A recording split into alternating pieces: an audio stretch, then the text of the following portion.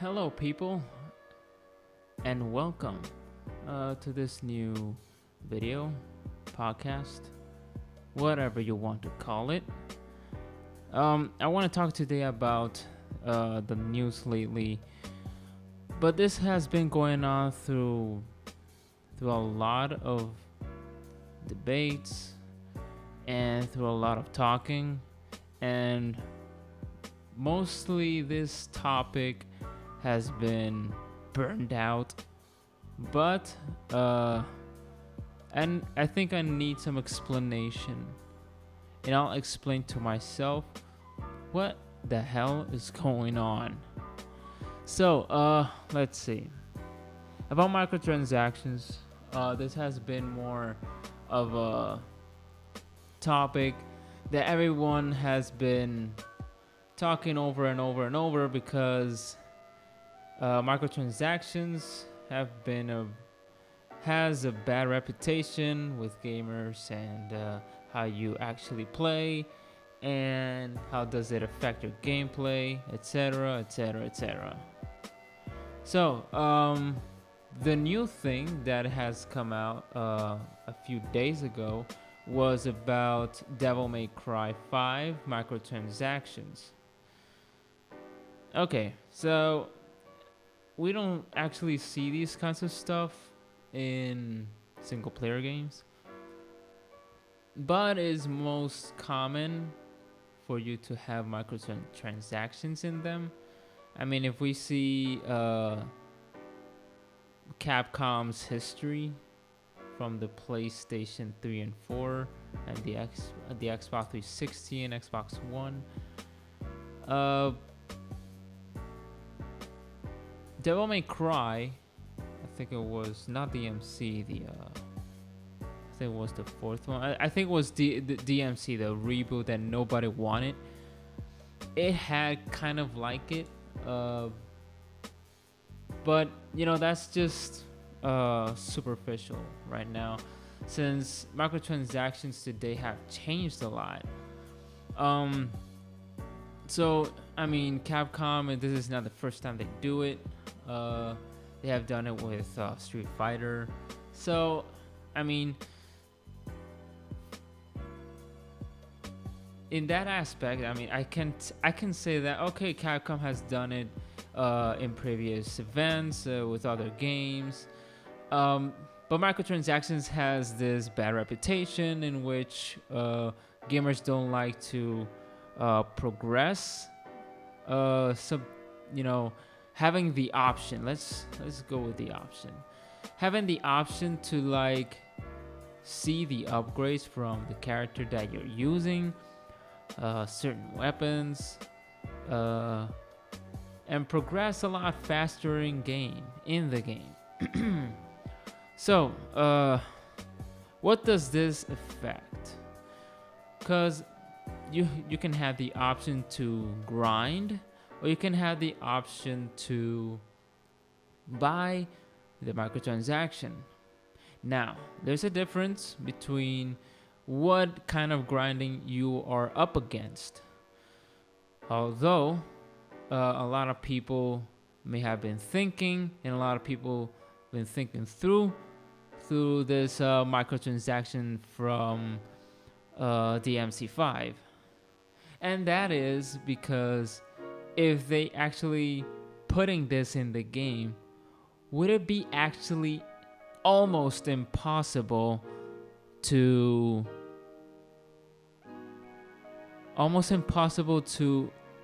grind and gain what you actually want in a period of time? Let's just say, for example, I'm playing the new Spider-Man and love it, and I passed the story already. I'm doing some side quests and missions and whatnot. So you actually grind to get the upgrades. You grind to get the suits and the gadgets. You gain them in the game without microtransactions. That is within at least 10 to 15 hours maybe of grinding to get the things you want for Spider-Man. In another games, if this is just if, because here comes the example I want to like talk about. Would it be the same on Devil May Cry? The same hours of grinding in DMC5 will be the same as the Spider-Man, since it's a single player, right? This is why I brought the almost impossible to gain what you want in a period of time. Maybe Capcom is actually putting these microtransactions to say, well, you know, you can get it faster if you buy these kinds of stuff with real money.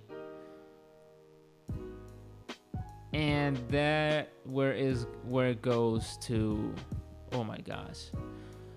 Well, okay. There's a before I get into, you know, to the deep stuff of how this actually happened. So, you must have to bust your ass to gain the stuff if the game has a lot of microtransactions. Let's say, for example, Fortnite, you can grind the hell out of it. You have, if you have the time to at least grind and basically have all day playing Fortnite, which that's people my age. I'm 26 years old. People my age barely have the time because of work, because of, I mean, I don't know, family, some other stuff to do in, you know, the daily life. I mean, you know, my age does a lot of stuff. Even people that are my age do a lot of more stuff than I do daily. But yeah, that's the thing. I mean, I see my stepnephew grinding on Fortnite because, of course, he has the time in the world. He doesn't have to be paying bills. He doesn't have to work or get a job. You know, he's a kid. He's still a kid. He's still 12 years old, and basically, for a 12-year-old, it's easier to at least have the time to grind and get the things he wants without buying with real money, right?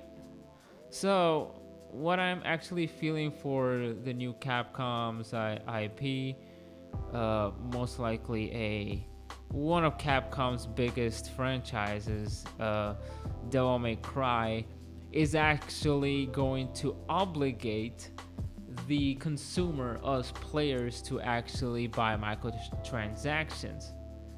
Because that's the logic. If it's very, very hard, and it's like if you want to progress in the game faster, and if you want some certain weapons, costumes, and I hope it doesn't acquire power, because that will totally ruin my gameplay and totally ruin the fun, because it's gonna suck.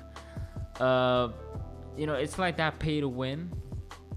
I don't want it to go there. I've discussed this in previous podcasts about pay to win in Battlefront 2. They don't want to get into that level. So I think basically it's more like the weapons and the clothing and some sort of different stuff that you could do to Dante, or what's this other dude again? I forgot his name. So that's kind of like, okay, Capcom, if you want. It's funny if I think about it, because I know it's business at the end of the day, but guys, come on. I know you have done this in the past, but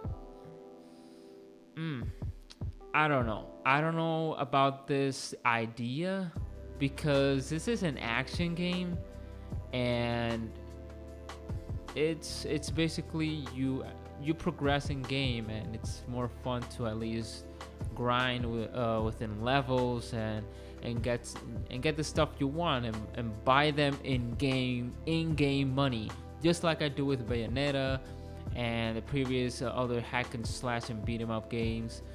Uh, but yeah, I know I'm pretty concerned. But I can see the business perspective, and I'm gonna go to where people don't actually want me to go, because this is basically our fault.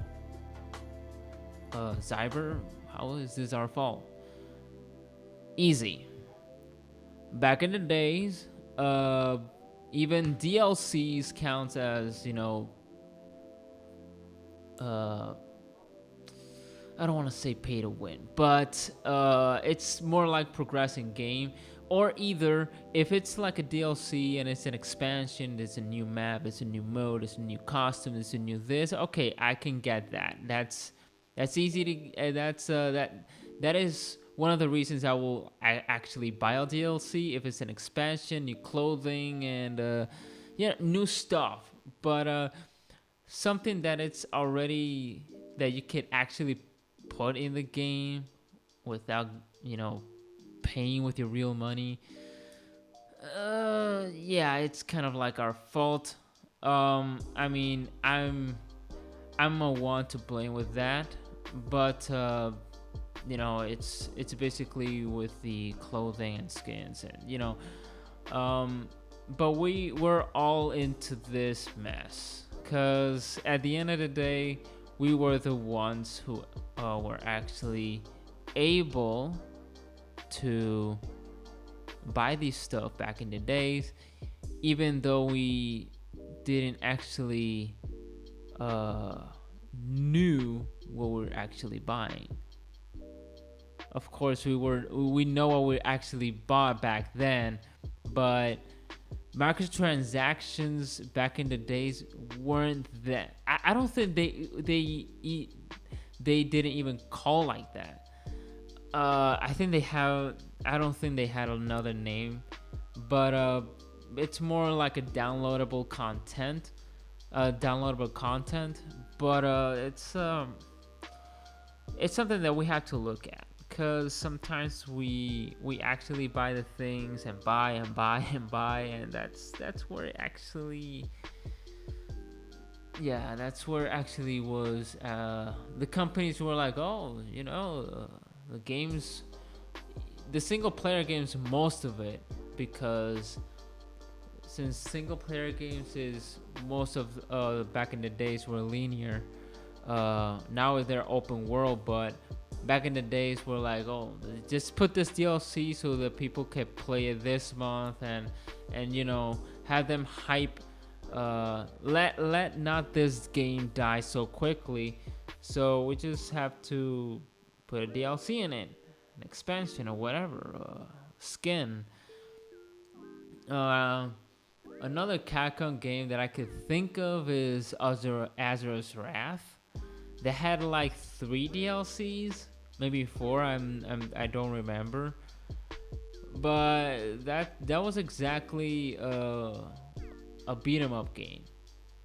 But of course, it had more cinematic stuff, more than it was in gameplay, and they actually kind of fixed that in the DLCs, since a DLC has more stuff to do, instead of like watching a whole 2-minute video, because it was episodic.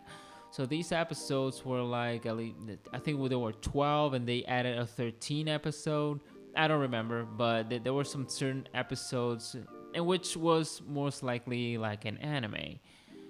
And these types of DLC, which I have not, buy them, but I've seen people using and buying this DLC back in the days, in Azura's Wrath.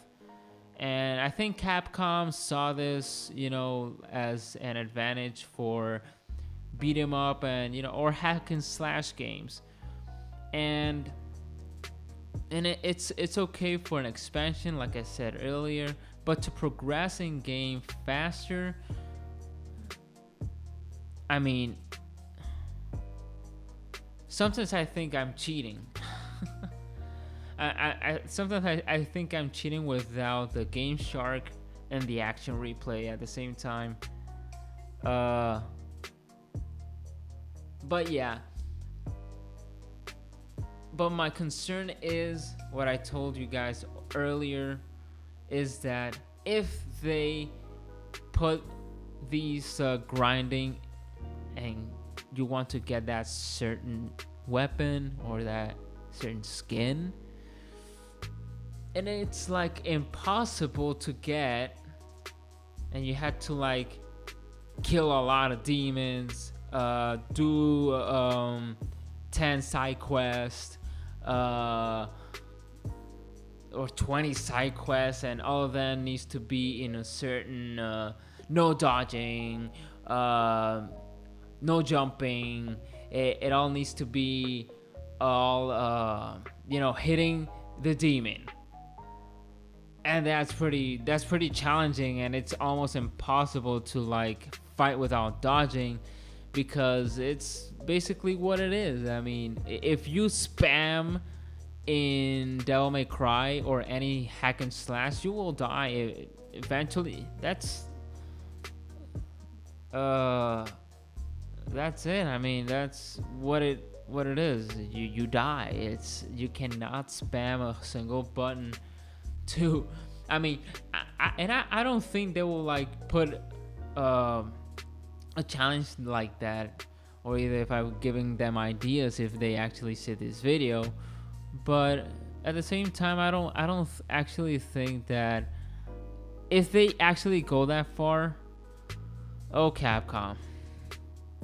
I mean, Capcom has been down and down and down all these years, and then rise up with Monster Hunter, this Mega Man, and of course Devil May Cry. Man, too bad the Dead Rising is gone, but I hope they bring it back, because last year was a bombshell. That Marvel vs. Capcom Infinite was whack. And they tried to do the same thing. I mean, not all characters were in the game, so you had to buy some certain ones, unless if you buy some certain edition. But at the same time, I think, okay, Capcom, I know you're trying to win money here. I know if you're struggling a lot, just please be more pro-consumer. Let's just say like that. Let's see. You have a lot of single-player games, right? So I know for a fact that companies today, most of them are a little bit struggling. But at the same time, I think if you want more money, man, as much as I really hate microtransactions, I really hate to say it. I really, really hate to say, because, and I know microtransactions do help the company, as long as the microtransaction is not, pay to win. Okay? I am fully pro on this way of microtransactions. Con will be, pay to win, be easy, and I'm super overpowered and I can be anything. That's where it gets too far.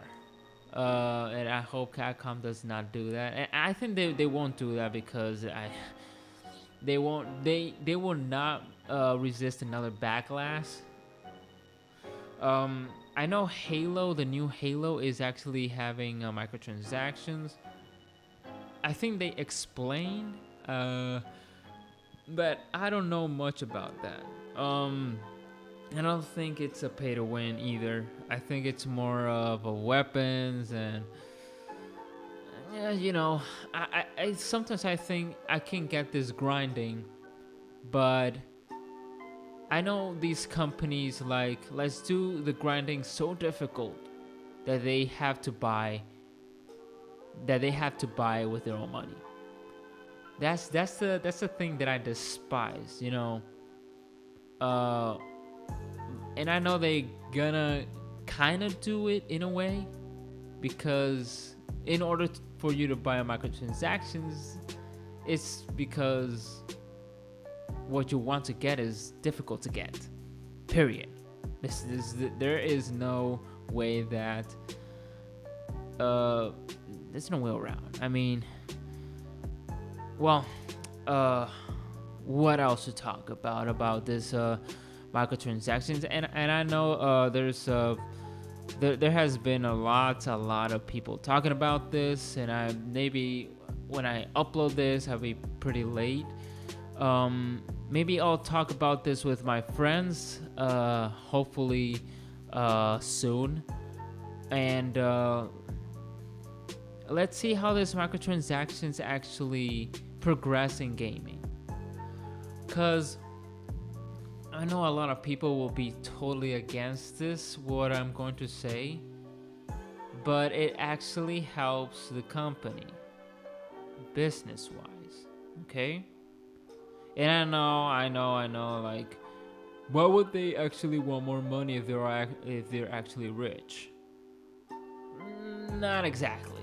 I mean, some of these companies actually suffer, and right now we've seen the Telltale's game that they were bankrupt, and I don't think they actually had microtransactions. If they had, please correct me in the comments below.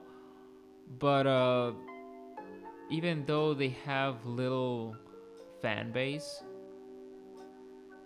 they had their popularity, right? But that wasn't enough. I mean, they needed to get more money to get that company afloat, right?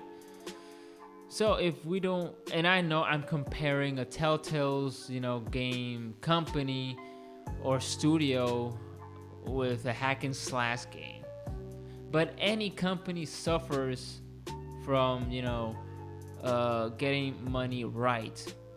We all know that Capcom has been flip-flopping for at least 6 or 7 years. It was right after they stopped doing Mega Man, and it's basically what people don't want to hear, or it's something so difficult in a gamer's perspective, because a guy like me that does not have the time to grind, that does not have the time to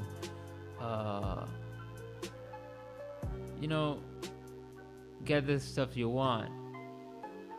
But if we look at a Spider-Man game that does not have microtransactions, you can see the difference, because even though Spider-Man will have DLCs, that is something, because it's an expansion. Maybe we'll have new skins, we'll have a new map, we'll have new stuff. So at least I can get the Spider-Man suits by grinding, and it takes time. Don't get me wrong, it takes time, but at the same time, there's other games that could be like Spider-Man. And